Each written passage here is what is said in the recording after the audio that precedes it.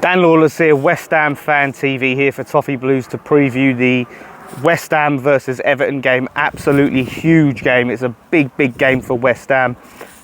Big game for Everton too. You know, Everton are still in the hunt for European football, and you know, so it's a big, you know, must win for Everton.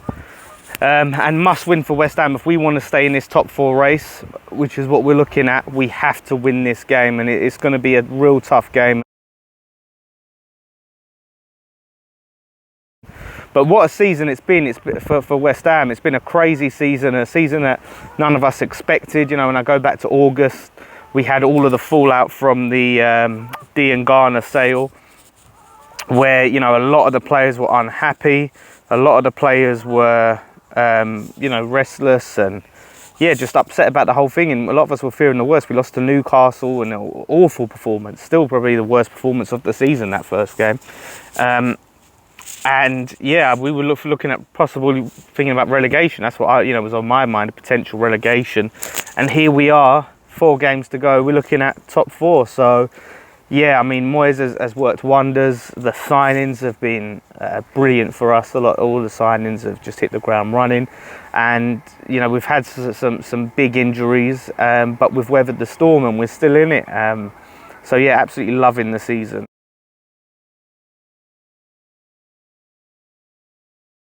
When it comes to Everton, it's just mad. It's been a mad season for Everton. You know, inconsistent is the word to use.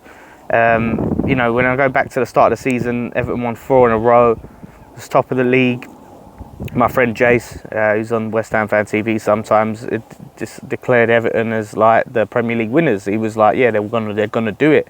And you know, a lot of us were thinking that, okay, title challenges on the cards, but yeah, just have not been able to get that consistency on the go. And there was that period where you lost Richarlison, where you dropped a lot of points. But even with him back now, it's like there's games where Everton should be winning and just not getting it over the line for whatever reason. But then there'll be other games where Everton just look amazing and completely boss it. You know, follow obviously what Toffee Blues are saying and stuff like that. There's times where Ancelotti's tactics are called into question. Maybe he's a bit too reserved at times and doesn't go for it, which is, you know, criticism we've had of Moyes. I know he's not to say that Ancelotti's a defensive manager, but you know, he maybe tinkers too much. I don't know. That's an issue, but still some key areas that you guys need signings in for sure. So yeah, it's just that inconsistency, and that's been the problem, I think, with Everton for the past few seasons. Even under different managers, there'll be times where Everton look really good, and then we'll just lose some strange games. So yeah, that's probably what I make of Everton this season. Moyes, back to Moyes, brilliant job. Look, I was on the record of saying that I didn't understand signing him back. I thought it was a crazy decision.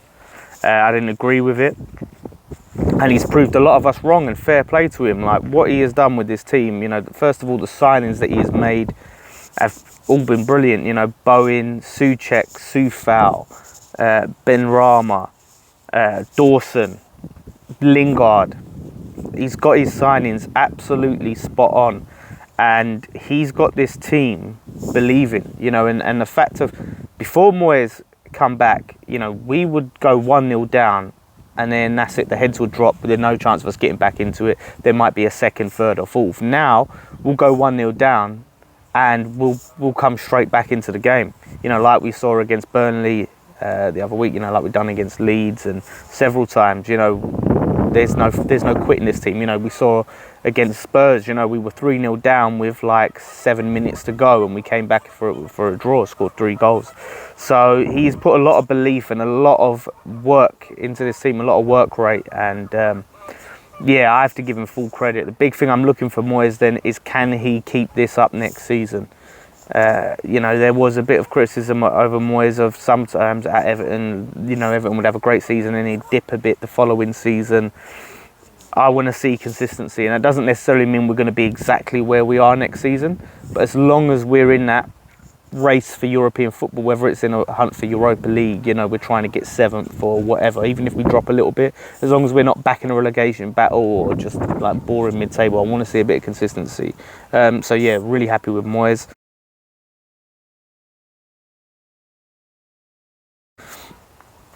Best and worst player this season. Oh, it's a tough one. It is a tough one because we've had some really good players. Over the like Lingard has been phenomenal, but we've only got him in January. It's between Souček and Coufal for me. Who's been the best player? I have to go Souček because he is what we've been missing in this team for a long time, and what he does in the middle, you know, and his defensive abilities and his offensive abilities, I think, have been absolutely amazing. He's a warrior. Yeah, I would tip it, but it's so hard because, you know, all over the pitch we've had some really, really good performances. Worst player this season. That's really, really tough. Diop has struggled at times. I love Diop, and he gets a lot of criticism, and I think it's unfair, but he has struggled at times, being in and out of the side. He had coronavirus. We've also had Balbuena. He's had a tough time. So, you know, without putting too much thought into it and overthinking it, I would say those two. It would have been Bowen went for a really bad spell, but he's come back into it. So, yeah, he's doing really well. Player that can cause Everton damage. Look, there's two players that come to mind. Jesse Lingard, absolutely. He has been on fire. He hasn't scored in the past couple of games, but you know, he's still been a massive influence on the team. And Michail Antonio being back is huge for us. Scored 2 goals against Burnley. Could have had much more. So yeah, it's got to be Antonio or Lingard. I'm thinking Antonio. I think he's back and he's hungry, and he's going to be huge for us. So he's one to watch out for.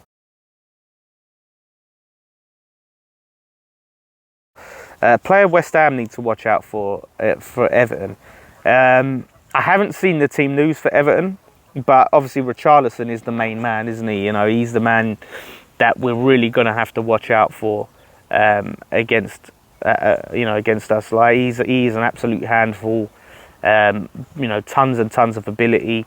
He is someone that I, as a West Ham fan, if he lines up against us on Sunday, I'll be worried about. Rodriguez is someone, obviously, who's got a lot of quality to him. I don't know if he's been, and Everton fans will be able to fill me in on this, if he's been on the levels that he's set earlier on in the season. Not to say that he's been poor, but whether his levels have just dropped a bit. I hope that don't come back to bite me. I'm not saying that he's bad or anything, but yeah, it's just, you know, I'd be interested to see how Everton fans feel about him if he's been able to keep up his levels. Likely lineup, I think we'll see the same, depending if Declan Rice is back, and I don't know if he's back or not. But we could see potentially the same we had against Burnley, which would be Creswell. I don't know if Ogbonna's back, so let's assume he's not. But yeah, Fabianski, Creswell, Dawson, Diop, Coufal, Souček, Lanzini in the middle alongside Souček, who had a great game. Lanzini did. Then we'll have a bit of Antonio, Lingard, and Ben Rama, if that's enough players. So that could be the lineup. Predicted finish would be, my heart says 4th, my head says 5th. I think we might just miss. It's going to be tough. We need to win every game, really. That's what we need to look at, and I think it could be tough. So I think 5th.